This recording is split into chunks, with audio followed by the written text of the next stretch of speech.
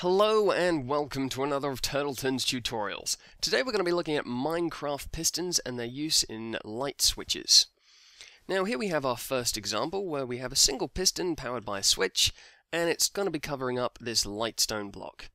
Now our wood represents our flooring and our white wool is simply contrast material.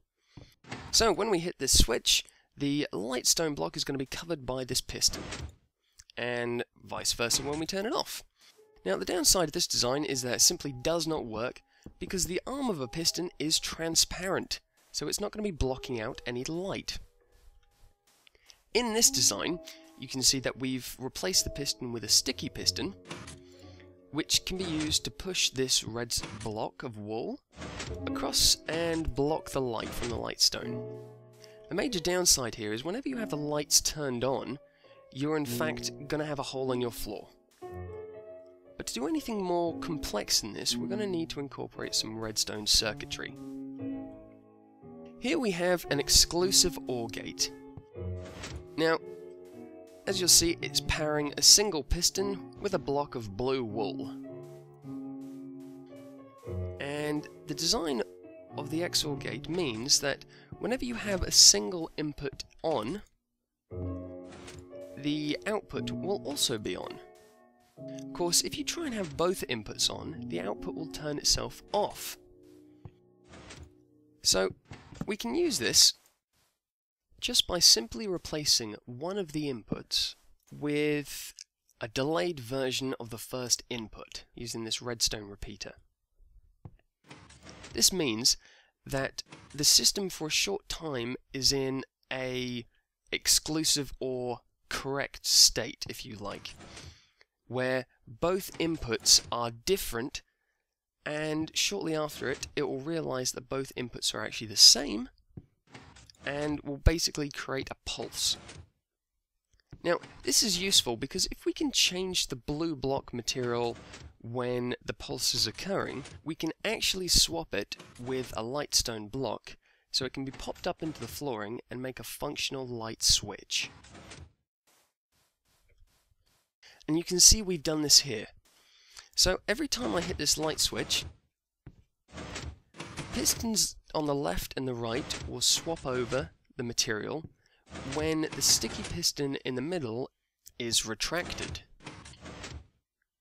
The piston in the middle will then try and extend up and it will cause this system to work. So breaking this down, we have on top of the blue wool our XOR gate. Now this time there are just two delays to help us with the timing. Otherwise it is exactly the same as before.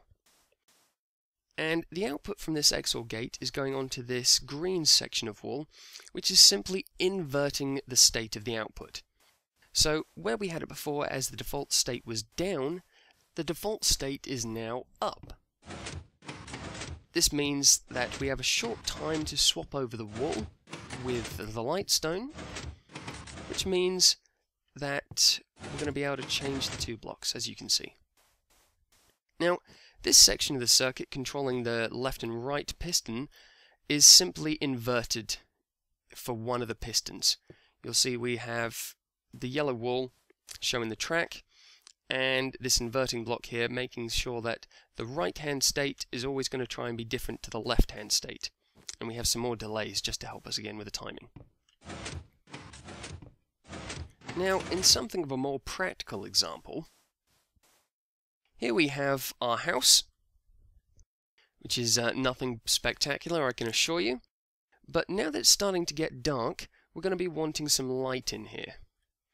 And flipping this switch will allow us to get our lightstone block onto the floor. Now, you might be wondering what practical examples we have for this. Now, the first is to imagine that this room was a mob spawner, and that you needed to run some maintenance in here. The mobs will, of course, only spawn in dark situations, so if you want to get in here to do any rework or to change your design, you're going to need some light. Here we can do that. Second prime example of this is if you're trying to run a custom map, or a custom adventure map. There you might want to have a puzzle which, if solved correctly, will actually turn on this light source.